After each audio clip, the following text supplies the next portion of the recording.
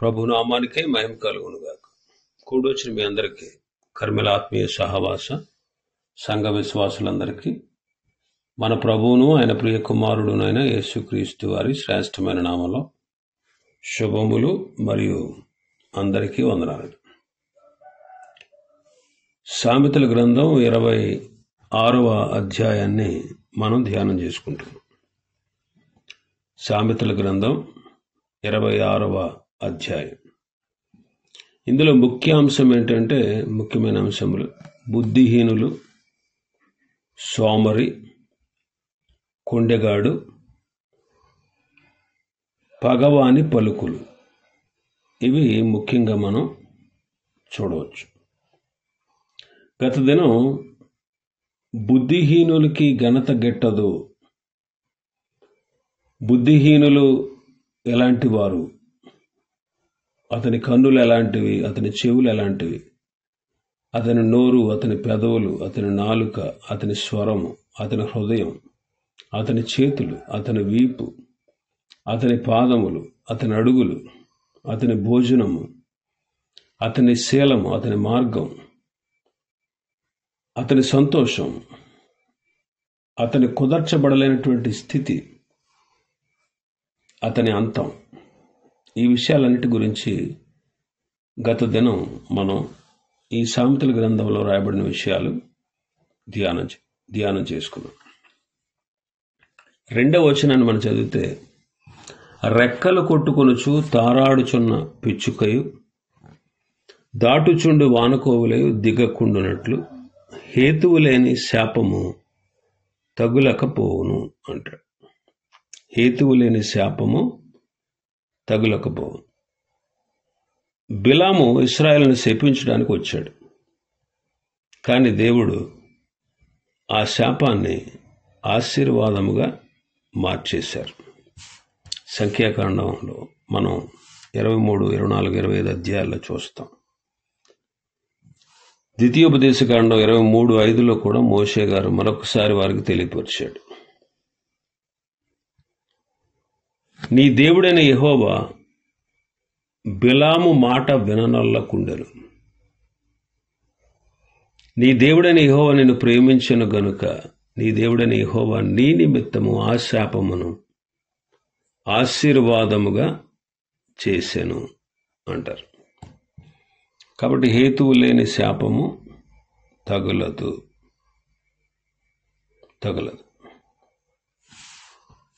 హేతువు లేకుండా ఎవరైనా శపించినా మనకేం కాదు.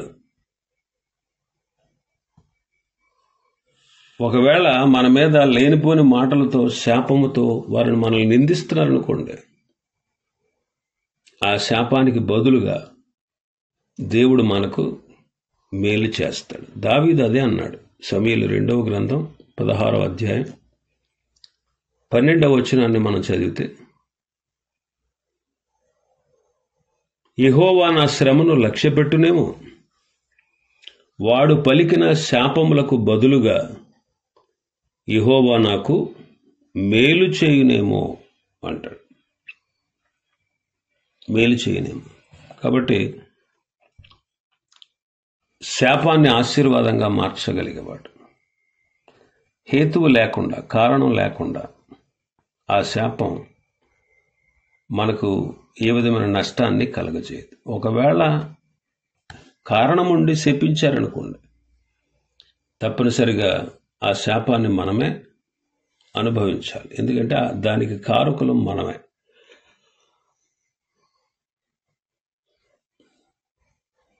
మూడో వచనాన్ని నుంచి మనం చూస్తే 3 నుంచి 12 వరకు మూర్ఖులకు సంబంధించినవే ఇవన్నీ కూడా. మూర్ఖులకు సంబంధించి మూర్ఖుని వీపునకు బెత్తం 3వ వచనంలో.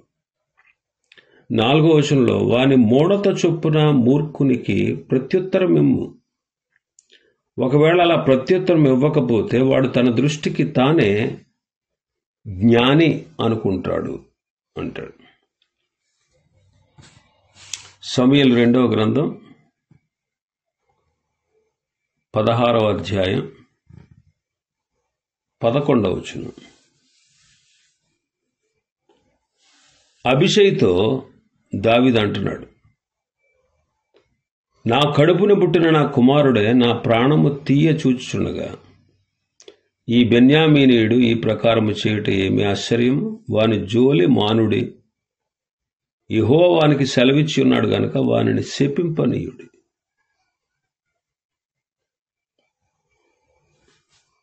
ఇక్కడ షిమి అనేవాడు శపిస్తా ఉంటే శపించనివ్వండి, వాడి జోలి మానండే అంటున్నాడు. రాజుల 2వ గ్రంథం 18వ అధ్యాయంలో చూస్తే, రాజుల 2వ గ్రంథం 18వ అధ్యాయం 36వ వచనాన్ని చూస్తే, హిజ్కియా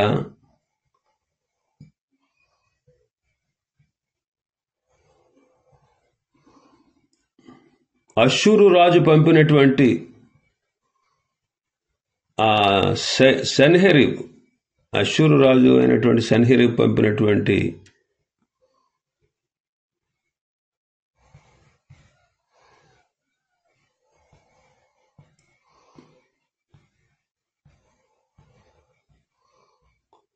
పదమూడవ వచనాన్ని చూస్తే, హిజ్కియా ఏలుబడి చేసే కాలంలో అష్షూరు రాజు అయినటువంటి సన్హెరీబు యోధా దేశమందు ఉన్నటువంటి ప్రాకారము గల పట్టణాల మీదకి వచ్చి వాటిని పట్టుకున్నాడు.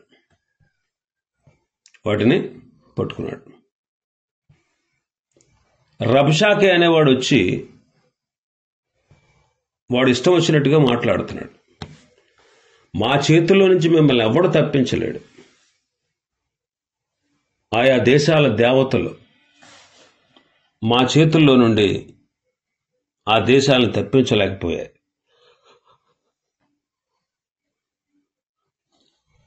మీ దేవుడు కూడా అలాంటి వాడే.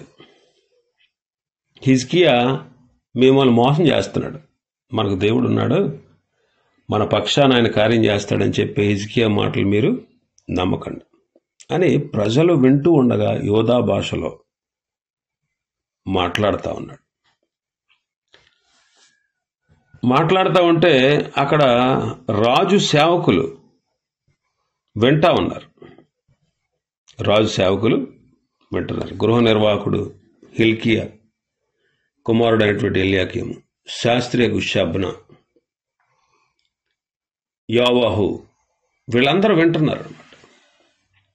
అయితే హిజ్కియా వాళ్ళతో చెప్పింది ఏంటంటే, వాడు చెప్పే మాటలు వినండి, వాడికి మళ్ళా తిరిగి ఏమాత్రము ప్రత్యుత్తరం ఇవ్వవద్దు అన్నాడు. ఏమాత్రం ప్రత్యుత్తరం ఇవ్వవద్దు. అందుకే వాళ్ళు ప్రత్యుత్తరం ఇవ్వలేదు. హేరోదు కూడా యేసుక్రీస్తు ప్రభువును చూచి సంతోషించాడు. ఆయనను గూర్చి చాలా సంగతులు విన్నందువల్ల ఏదైనా ఒక సూచక క్రియ చేస్తే చూద్దాం అని నిరీక్షిస్తూ బహుకాలము నుండి యేసును చూడాలని ఆశ కలిగి ఉన్నాడు.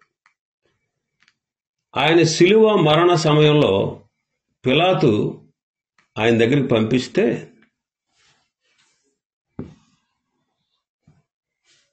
అతను చూసి చాలా ప్రశ్నలు వేశాడంట. లూకాసు వార్త 23:9 మనం చూస్తే, ఆయనను చూసినప్పుడు చాలా ప్రశ్నలు వేసినను ఆయన అతనికి ఉత్తరమేమి ఇవ్వలేదు. కాబట్టి మూర్ఖునికి వాడి మూఢత చొప్పున ప్రత్యుత్తరం ఇవ్వకూడదు. మళ్ళీ 5వ వచనంలో మనం చూస్తే, మన భాగంలోకి వస్తే 5వ వచనంలో చూస్తే, వాని మూఢత చొప్పున మూర్ఖునికి ప్రత్యుత్తరం ఇమ్ము, అలాగూ చేయకపోతే వాడు తన దృష్టికి తానే జ్ఞాని అని అనుకుంటాడు. యేసుక్రీస్తు ప్రభు కూడా తన చుట్టూ ఉన్నవారికి ప్రత్యుత్తరం ఇచ్చాడు. మత్తయి సువార్త 15వ అధ్యాయం మనం చూస్తే మొదటి నుంచి, ఆ సమయం యెరూషలేము నుండి శాస్త్రులు పరిసయ్యులు యేసునద్దకు వచ్చి, నీ శిష్యులు చేతులు కడుక్కోకుండా భోజనం చేస్తున్నారే, వారెందు నిమిత్తము పెద్దలు పెట్టిన పారంపర్య ఆచారాన్ని అతిక్రమిస్తున్నారు అని అడిగారు. అందుకు ఆయన అన్నారు, మీరు కూడా మీ పారంపర్య ఆచారము నిమిత్తము దేవుని ఆజ్ఞను ఎందుకు అతిక్రమిస్తున్నారు. తల్లిదండ్రులను గణపరచమని తల్లినైనను తండ్రినైనను దూషించువాడు తప్పక మరణం పొందవాలని దేవుడు సెలవిచ్చాడు కదా. అయితే మీరు తన తండ్రినైనా తల్లినైనా ఒకడు చూసి నా వలన నీకేది ప్రయోజనమో అది దేవార్పితం అని చెబితే అతడు తల్లినైనా తండ్రినైనా గణపరచక్కర్లేదని చెప్తున్నారు కదా. మీరు కూడా మీ పారంపర్య ఆచార నిమిత్తం వాక్యాన్ని ఎందుకు నిరర్ధకం చేస్తున్నారు అంటాడు. కొన్నిసార్లు ఎదురు ప్రశ్నలు వేశాడు ఆయన, కొన్నిసార్లు ఎదురు ప్రశ్నలు కూడా వేశాడు. 21వ అధ్యాయం 24వ వచనం నుంచి మనం చూస్తే, నేను మిమ్మును ఒక మాట అడుగుదును, అది మీరు నాతో చెబితే నేను ఏ అధికారం వల్ల ఈ కార్యం చేయుచున్నానో మీతో చెప్తాను అంటే. కొంతమంది ఆయన బోధిస్తూ ఉంటే వచ్చి ప్రధాన యాజకులు ప్రజల పెద్దలు ఆయన దగ్గరకు వచ్చి, నీకు ఏ అధికారం ఉంది, నువ్వు ఏ అధికారం వల్ల ఈ కార్యాలన్నీ చేస్తున్నావు, ఈ అధికారాన్ని నీకు ఎవడిచ్చాడు అని అడిగారు. అప్పుడు ఆయన ఇంకొక ప్రశ్న వేసాడు. వాళ్ళు, నేను కూడా మిమ్మల్ని ఒక ప్రశ్న అడుగుతాను, మీరు నాతో జవాబు చెప్పండి, అప్పుడు నేను ఏ అధికారం వల్ల ఈ కార్యం చేస్తా ఉన్నానో మీకు చెప్తాను. యోహాను ఇచ్చినటువంటి బాప్తీసం ఎక్కడి నుంచి కలిగింది? పరలోకం నుంచి కలిగిందా, మనుషుల నుంచి కలిగిందా అని ప్రశ్నించారు. వాళ్ళు అనుకున్నారు పరలోకం నుండి కలిగింది అంటే, అలాగైతే మీరు ఎందుకు అతను నమ్మలేదని అడుగుతాడు. లేదు మనుషుల వలన కలిగింది అని చెప్దామా, అమ్మో ఈ జనాలు అందరూ మనల్ని చంపుతారు, ఎందుకంటే యోహాను ప్రవక్త అని ఎంచుతున్నారు కదా అని తమలో తాము అనుకుని మాకు తెలియదని ప్రత్యుత్తరం ఇచ్చారు. అలాగా కొన్నిసార్లు మూర్ఖునికి వారి మూఢత చొప్పున మనం కూడా మాట్లాడాలి, ప్రత్యుత్తరం ఇవ్వాలి.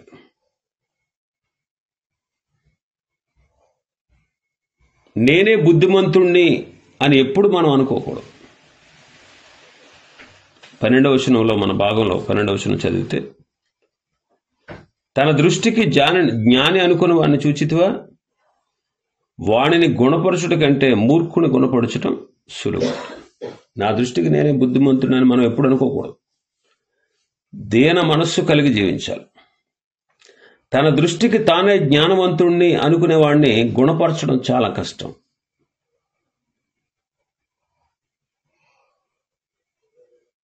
తన దృష్టికి తానే జ్ఞానిని అనుకోవడం బుద్ధిహీనుని స్థితి కంటే కూడా హానికరం అన్నమాట. ఇంకా మనం చూస్తే 13వ వచనం నుంచి 16వ వచనం వరకు సోమరి గురించి రాయబడింది. సోమరి దారిలో సింహం ఉన్నది అంటాడు, వీధిలో సింహం ఉన్నది అంటాడు. ఉతక మీద తలుపు తిరిగినట్లుగా తన పడక మీద సోమరి తిరుగుతాడు. సోమరి పాత్రలో చెయ్యి ముంచుతాడే గాని నోటి వద్దకు కూడా దాన్ని ఎత్తడం కష్టం అనుకుంటాడు. వీడు కూడా జ్ఞాని. హేతువులు చూపగల 7 కంటే సోమరి తన దృష్టికి తానే జ్ఞాని అంటున్నాడు. కాబట్టి సోమరికి భయం ఎక్కువ, సోమరికి నిద్ర ఎక్కువ. సోమరి పని చేయడానికి ఇష్టపడ్డా, సోమరి తన పని తానే చేసుకోలేడు. కాబట్టి సోమరితనం అనేది మన జీవితాల్లో ఉండకూడదు. ఇంకా 17వ వచనం నుంచి 22వ వచనం వరకు, 17వ వచనం నుంచి 22వ వచనం వరకు మనం చూస్తే, 17, 18, 19 వచనాలు చూస్తే, పొరుగు వారిని మోసపుచ్చి ఊరికనే నేను నవ్వులాటకు చేశాను అని పలికేవాడు ఎలాంటి వాడు చెప్తున్నాడు ఇక్కడ.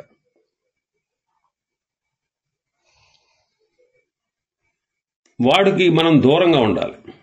అటువంటి వాడికి మనం, ఇతరుల్ని మోసం చేసేవాడికి మనం దూరంగా ఉండాలి.